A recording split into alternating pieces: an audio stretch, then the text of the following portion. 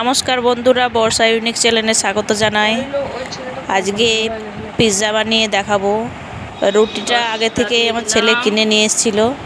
এই যে সসটা মাখিয়ে নিচ্ছি। ও মায়ের কাছে আবদার করেছে পিৎজা বানিয়ে দিতে হবে, তাই আমি একটু চেষ্টা করলাম। এই প্রথমবার তো বানাচ্ছি।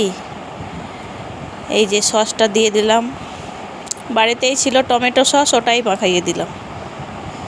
পুরোটাই মাখিয়ে নিলাম সস ভালো করে।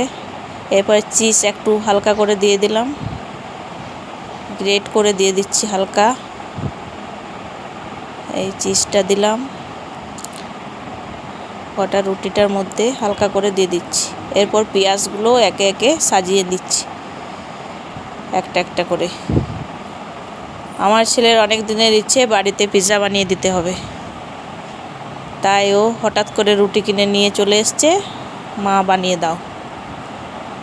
হ্যাঁ, একটু হালকা চেষ্টা করছি। এই যে এবারে ক্যাপসিকাম দিয়ে দিলাম।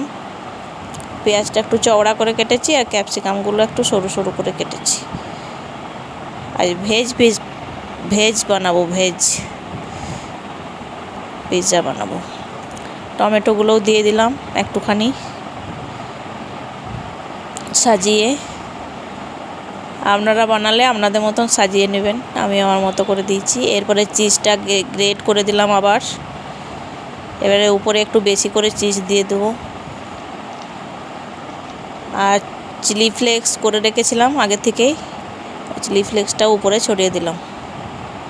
এই যে রেডি হয়ে গেছে, চিলি ফ্লেক্স দেওয়া হয়ে গেল। এবার কড়াইটা আগে থেকে গরম করতে দিয়েছিলাম, একটা স্ট্যান্ড বসিয়ে দিয়েছি আর একটা প্লেট দিয়ে দিলাম। ওর উপরে পিৎজাটা চাপিয়ে দিলাম। পিৎজাটা বসিয়ে দিয়ে এরপর ঢাকা দিয়ে দেবো। ওই আধা ঘন্টা মতো রাখলেই হয়ে যাবে। এই যে আধা ঘন্টা পর আবার চলে এসেছি, নামিয়ে দিচ্ছি। এই যে নামিয়ে ফেলবো, হয়ে গেল পিৎজা। এরপরে কেটে সার্ভ করব। দেখুন, আপনাদের যদি ভালো লাগে, বেশিক্ষণ সময় লাগে না, আপনারাও বাড়িতে বানিয়ে খাবেন।